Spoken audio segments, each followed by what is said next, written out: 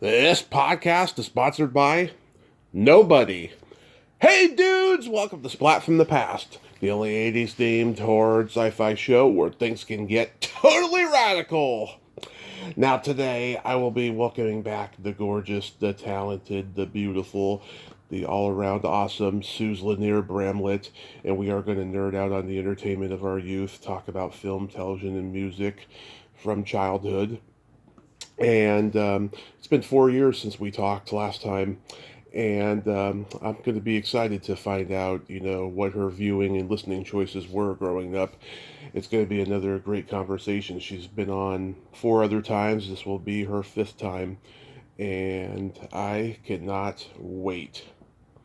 It's the first show of autumn, September. Going to kick this one off one day before Labor Day.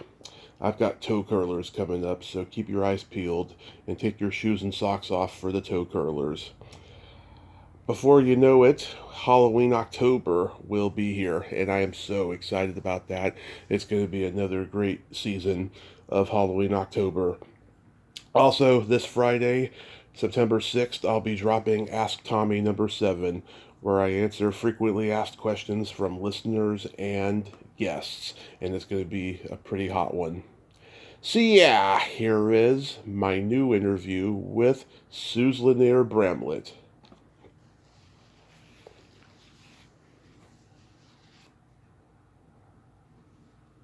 So, going back in time, do you remember the first movie that impacted you as a child? Oh my goodness.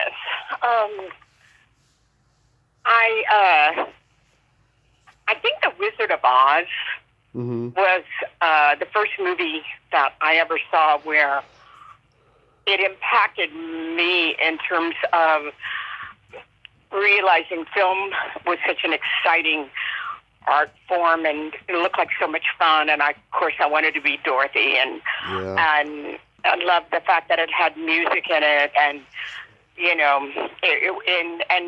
it was dark in a way, and scary, and fun, and it just was a very impactful film for me as a child. Yeah, that impacted me as a child as well. The Wizard of Oz. It's one of those movies that holds up, and it's a magical movie. It will always hold up, no matter how old it gets. Yeah. I mean, it's definitely in the archives, eternally, forever, infinitum in the archives. Absolutely. What genre did you gravitate toward? Well, there was Bambi and Dumbo and all those fabulous Disney things when I was really young. And then as I got a little bit older, I loved Vincent Price and Pit and the Pendulum and some of the scary movies as well. But I've always been a rom-com kind of audience member. I've always loved the rom-coms. Rock Hudson and Doris Day and Splendor in the Grass with Warren Beatty. I loved the romantic movies really the most. Yeah, the old ones like Bringing Up Baby with Cary Grant and Katharine Hepburn. Yes, I mean, that was old when I was a kid even, but more like Rock Hudson and Doris Day and I also loved Whatever Happened to Baby Jane, just wonderful classic films that are few and far between, I think, today that are that well made, Oh, yes. And, I love the thrill of it all with James Gardner and Doris Day. Uh-huh. That's a great movie, too, as well. Comedy and horror were always my two favorites when I was growing up. I love the old comedy teams, Martin and Lewis, Laurel and Hardy, the Marx Brothers, and, of course, Charlie Chaplin. Did you like them when you were growing up? No, I didn't care for any of those that you just mentioned. Really? And my brother did. My brother was entertained by the Three Stooges and all of that stuff. I like Charlie Chaplin, okay, but that was black and white and way before my time. So I wasn't a huge Charlie Chaplin fan until I became an adult and then became one. But No, I like the colorful, more vibrant, and also musicals like Oklahoma and those Sound of Music. Those to me were much more exciting. Than I wasn't into the Three Stooges or anything like that. Yeah, the Three Stooges can be kind of a guy thing, although I do know women who do love the Three Stooges. Just depends on who it is. But yeah, wow, so like when you were growing up, like the stuff that was already considered old, you really did categorize it as old. You were like, I'm not gonna watch that. It's like the millennials today. They're like, I'm not gonna watch, the early Eddie Murphy stuff or whatever that was out in the 80s. I guess I liked. I preferred the current releases because it was so special to go to the theater. I actually miss going to a movie theater, which I don't do like I did as a child every weekend. As a child, my mom would drop us off at the Casa Linda movie theater near our neighborhood in Dallas, and we would watch whatever was being released that week, and it was a huge event, with popcorn and a hot dog and a Coke, and we would sit there, and that was kind of our babysitter some Saturdays, Right. And so it was a different time where, there was hardly any TV, and there certainly weren't movies on TV. Yeah, well, the East Coast, they had the $1 Million Movie, and NBC would have Saturday Night at the Movies. That was just beginning at that time. Well, that might have been in your generation. In my generation, it was more like Groucho Marx and Ed Sullivan and Lawrence Welk, and I'm trying to remember what my grandparents watched, but there were no movies when TV first, was in its infancy. I don't remember ever seeing a full-length movie on television. Yeah, well, they would show like, the first, I don't know, let's say hour of the movie, and then they would do it in like part 1, part 2 segments, which they stopped doing that like by the time I was at least 7 or 8, because I do remember the tail end of it. It never made sense to me. I was like, why are they only showing the first hour of the movie, Right. It was weird. Were you into James Dean? Oh, yeah. East of Eden and Giant. They were wonderful movies. Rebel Without a Cause? Rebel Without a Cause was one of my favorite movies. Natalie Wood, she's like my favorite actress from that period. She's so talented. I loved Natalie Wood. Not only did I meet her, I worked with Robert Wagner later on. I had met her in New York when I was a young actress, a very young actress in New York. I met Natalie Wood, and then ended up working with Robert Wagner in a series called Switch, right, here in Hollywood. But I also, my second TV show in L.A. was Barnaby Jones, and I guest starred with Pat Hingle, who had worked a lot with James Dean, and he had a lot of James Dean stories, and he was a wonderful actor. He was, yeah, Pat Hingle. He was also in The Splendor in the Grass with Natalie. And I was such a fan of his, and to be guest starring with him on Barnaby Jones, it was so exciting for me. Yeah, what was Natalie like? She was very nice, I can imagine. Well, I had a lot of theater background when I moved to LA, but not very much film background. And he noticed that there were technical things that I didn't know to ask for a sandbag so that I didn't have to look down and hit my mark.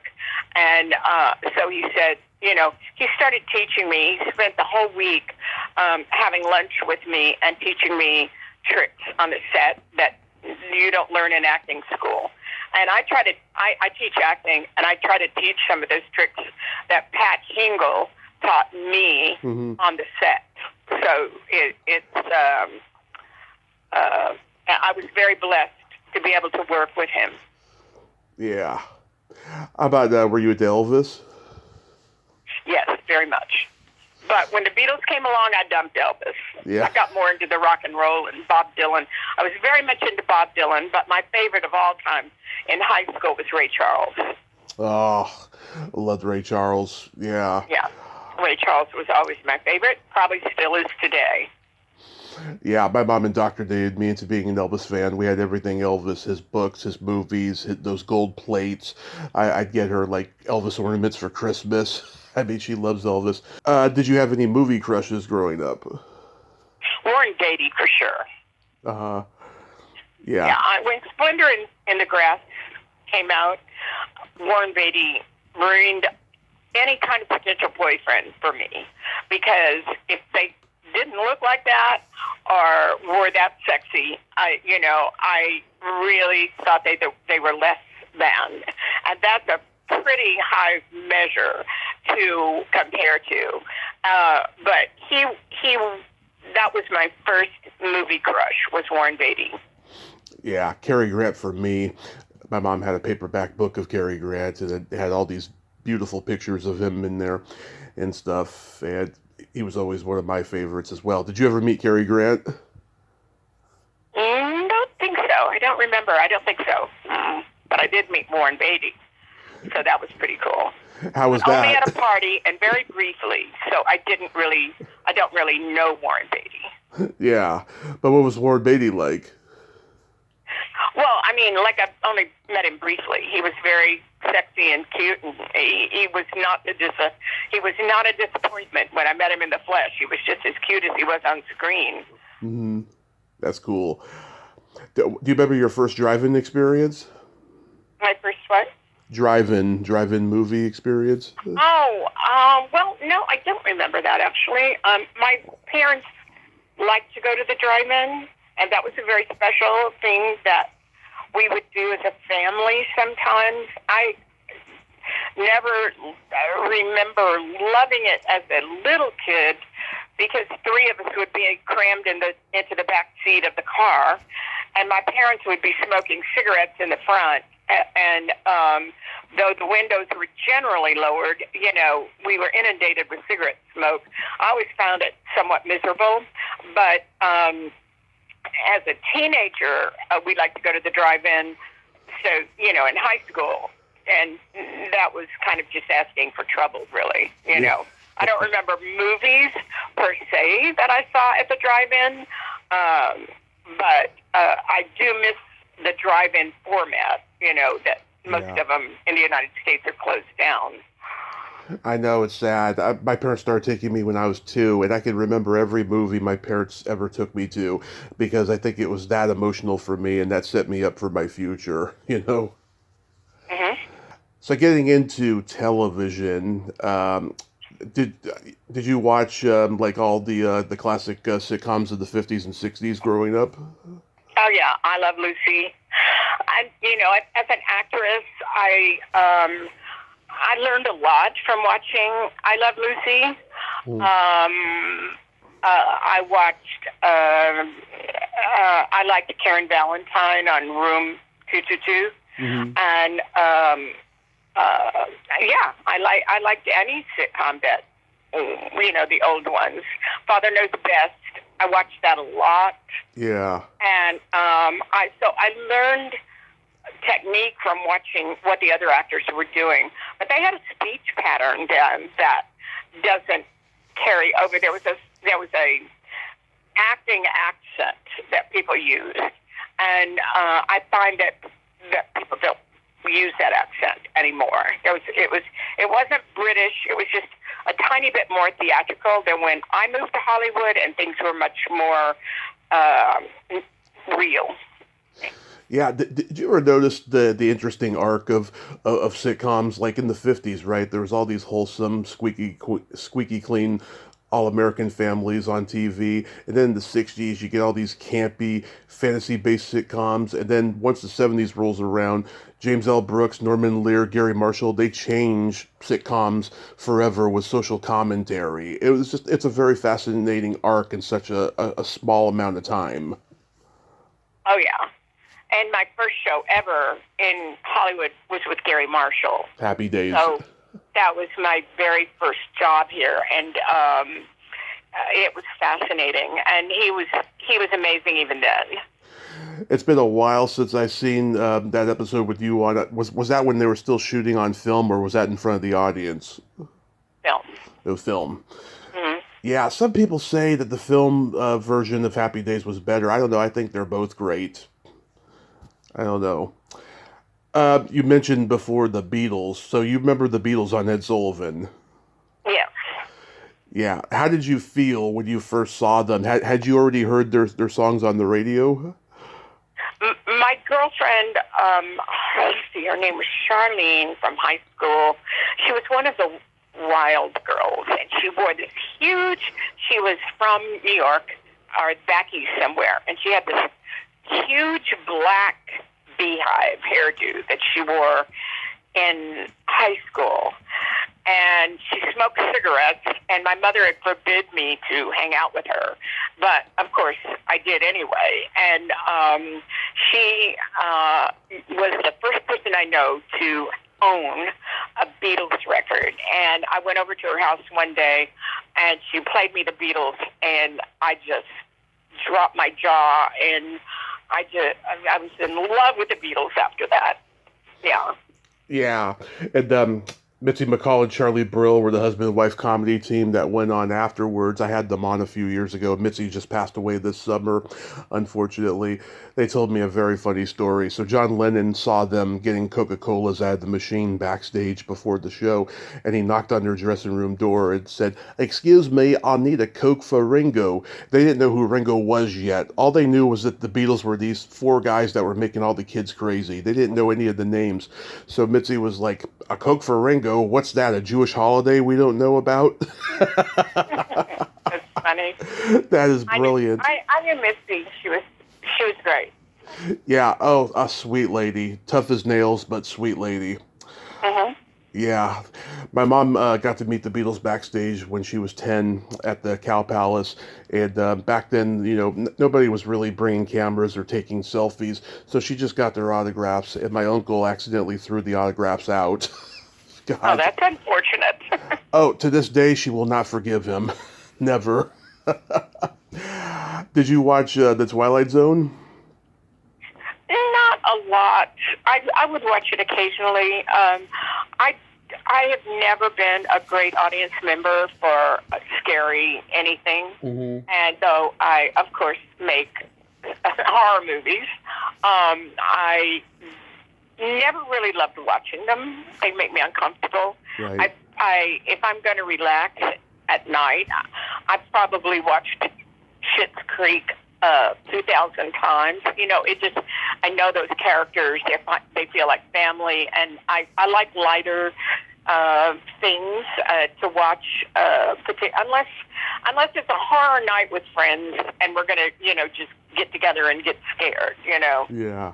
Then I will watch. But Twilight Zone was never my thing either. Yeah, a lot of Rod Serling's writings, it had this, progressive liberal message to them, within the structure of the scary stories too.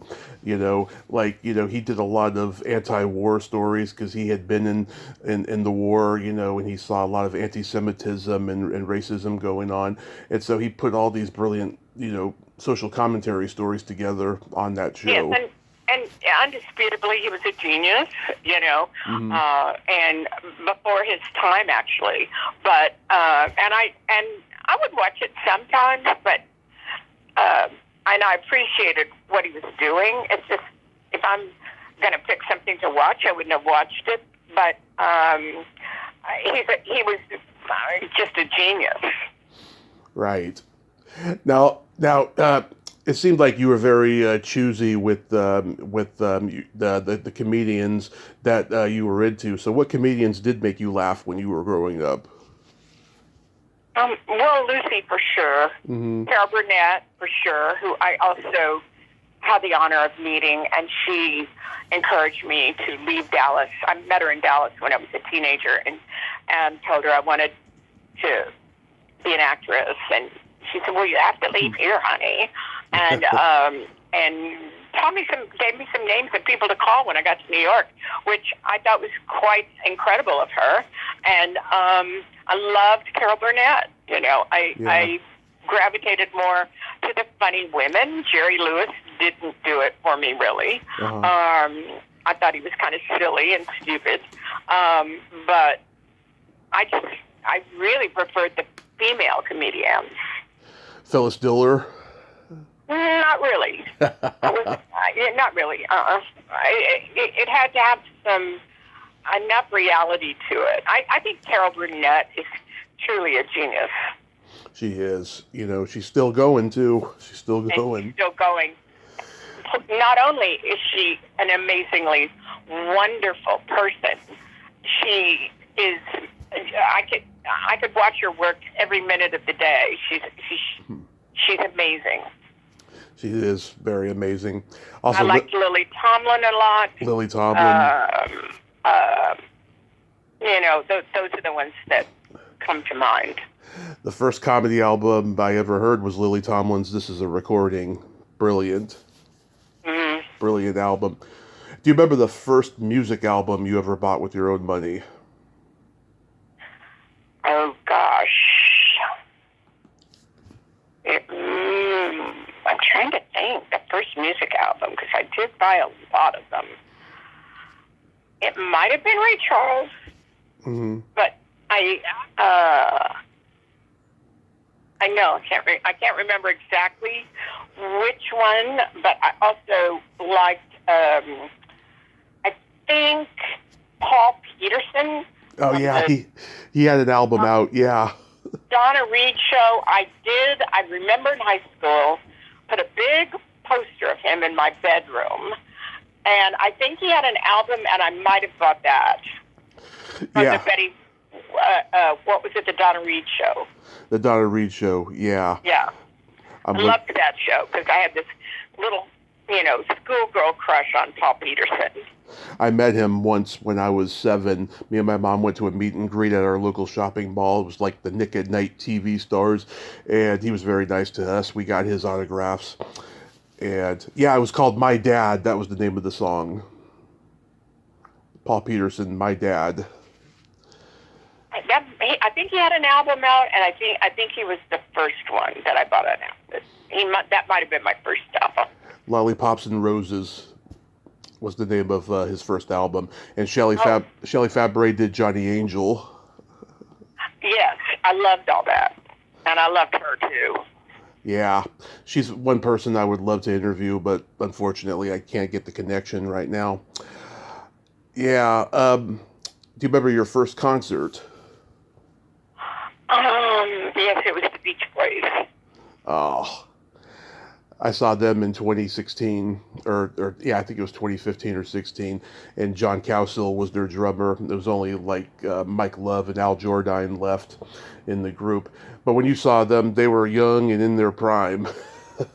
Yes, and after the show, the drummer, Dennis, I believe, threw his drumsticks out in the audience, and I caught one and still have it. Oh, love it. Yeah. Yeah, those are things you never forget. Those are things you gotta hold on to. I don't know when he threw it. The drumstick was actually broken, and he tossed it into the audience. And I guess I was sitting close enough that I caught it and kept it, and still have it. So that was pretty fun. Yeah. Fun memory. I was in, high school then. Did you ever keep the ticket stubs of concerts? Sometimes. I don't know where they would be.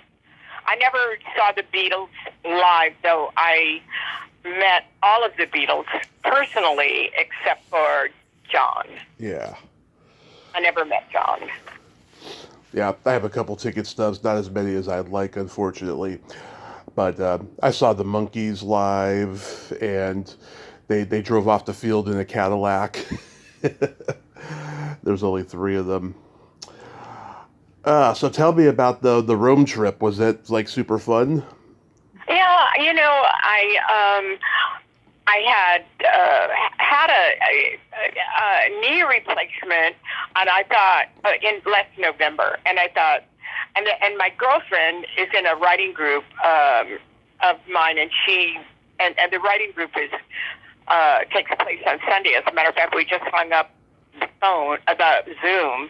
It's a writing group on Zoom.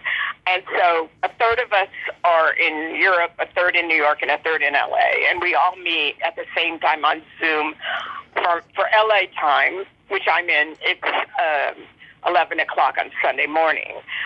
Though for her, it's 8 o'clock at night in Rome. And so she was in London for a month, and she emailed an invitation that her flat was available, and did anybody want to use it while she was in England. And so I emailed her back, and I said, yeah. And Rome was definitely on my bucket list of things I wanted to see and do. And so she said, well, be my guest. And my girlfriend and I went and stayed about 3 weeks in Rome and Florence and Italy, and we just had an amazing time, and I loved Rome. Yeah. Oh my God, that's like one of the places me and my mom want to go to someday, because we're both Italian, on her side of the family and stuff. And yeah, did you just go crazy with the pasta and everything? No, I didn't actually. It was so weird. It was very good, believe me. The food was really good.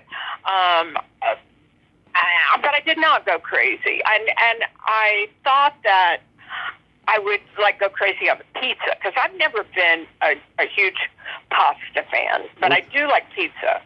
And the pizza was good, but we went via New York City, Manhattan, and stayed there for several days. And I must say the New York pizza is still, to me, at the top of the list, Oh, yeah. I loved the food in Italy, don't get me wrong. It just, and it's a little different from here, that even the restaurants don't even open until 7:30 in Rome.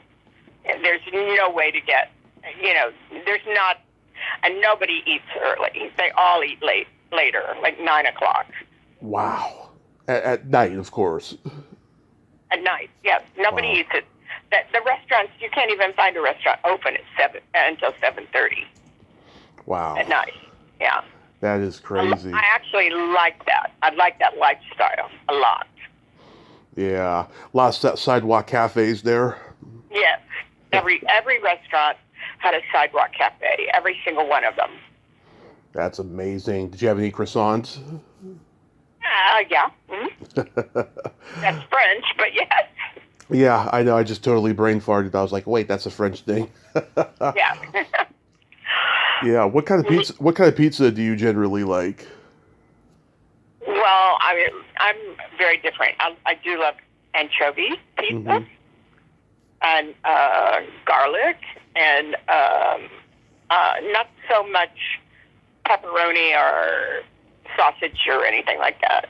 But yeah, I have always preferred anchovy pizza. Or there's a place in LA that has amazing eggplant pizza, and that was quite tasty. Well, if I could that sounds weird, but if I could get a pizza by the slice of the eggplant, I would try it that way, but I wouldn't get a whole one because there's a risk I might not like it, but I would try it, Yeah. So what do you got going on these days, Suze? Well, it's I finished 2 films last year, Black Mass and The Boatyard, and both kind of in the horror genre or thriller genre. And the Black Mass has been released, and The Boatyard has not been released. And it's been, Hollywood is very slow right now, and so I haven't actually been auditioning very much or getting cast very much. It's just because it's like at 40%. It's at like 40% of what it normally is, and so I love doing the music. So I when the acting is slow, I shift over to the music. And I released a Christmas song last year. Right. And I want to do one more recording of it in another version and re-release it this year. And so I'm writing a ton of music and thinking of putting a small, venue band together. But I'm writing a lot of music, and I'm still writing on my book that finished. And so I'm plenty busy. I mean, I just got back from Cleveland doing the Cleveland Terror Con, and I like to go out sometimes, but I'm happy to be home for a little while because I was in Rome and Florence and New York and then Cleveland and Dallas, and I'm back here, and I'm just kind of enjoying having it more low key, taking a little rest and writing music and just taking care of paperwork too. Yeah. How far along are you with the book? About 3/4. I've got about 1/4 of it left to write. So that's good. I look forward to finishing it. Yeah. And you got a publisher? I have options. I get it. It. Yeah. I might go the self-publishing route when I finally finish my book, but I'll tell you. I know you've cut way back on doing the conventions, but do you have any coming up? No, I don't right this minute. I've had a couple of people approach me to rep me for that, but I like to go out a couple of times a year. Yeah. And I'm not one of these actors that want to go to a con every weekend. It's too chaotic there. I like a quieter kind of environment. These conventions are, people walking through, and it's really hard work for the celebrities when we sit there and greet, fans and strangers that you've never met before, and it's lovely, but you get tired at the end of the day, of meeting, and being on all day because, you want to meet people and show them how grateful you are that they're your fans. But people think that going to these things is glamorous and fun, and there is a huge fun element to it. But at the end of the day, all of us just go to our rooms separately and just crash because it's exhausting. So, I'm not one of these actors that want to be at a convention every weekend. Yeah. Back in June, I talked to your good friend Lucinda Dickey, and I asked her, if she's ever been approached to doing the cons, and she said she has, but she said the only way she would ever do it is if you were booked at the con as well, and you would both go. Well, we may do that one day. You two should. Yeah. Oh my God, I'd love to see you both at a con. Yeah, she's one of my very best friends, and so I just adore her, and I'll go anywhere she wants to go. I do too. When I was growing up watching her in the break-in movies, I just admired her so greatly. And when I talked to her back in June, she was one idol that did not disappoint, and I just loved talking with her. She's a doll, and she's a good person inside and out. So not only is she gorgeous, but she's also she's got just the sweetest heart. Yes, and a great laugh, too. Yeah. Yes. Oh, Janet Wood says hi. Oh, hello. Say hi back, please. Yeah, she told me the other day, she's like, oh, tell Suze I said hi, when she saw that I was going to be talking to you. Yes. And I have a joke for you. Okay. What kind of meat does a priest eat on Friday? Fish? None. Oh. Okay, good one, Tommy. Yeah, it's a nun pun. Suze, I love you. Thank you for nerding out with me today, and I hope you have a happy Labor Day. And with all this busyness, don't work too hard, okay? I won't. I mean, I'm having fun. My work is never work. It's just when I work, it's just I love to write music. I love teaching acting. If anybody's interested in checking out the class, DM me and I will get back to you. And please follow me on Facebook and Instagram and Twitter and TikTok, and I'm around. Amen to that. Suze, have a great Labor Day weekend. Be safe out there. Okay, thanks, Tommy. My pleasure. Bye-bye. Okay, bye. Well, there you have it. Suze Lanier. Ain't she a sweetheart? Oh my God, I just love her. And I'm glad we got to nerd out a little bit there and then talk about what she's got going on now and stuff. It's always nice to talk about different things that, we haven't talked about before.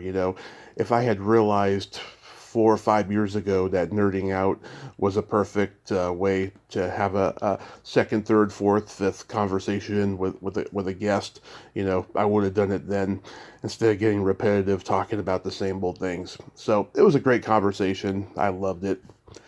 Well, until next time, this is Tommy Throwback Kovac saying there's no shame in living in the past because the present sucks.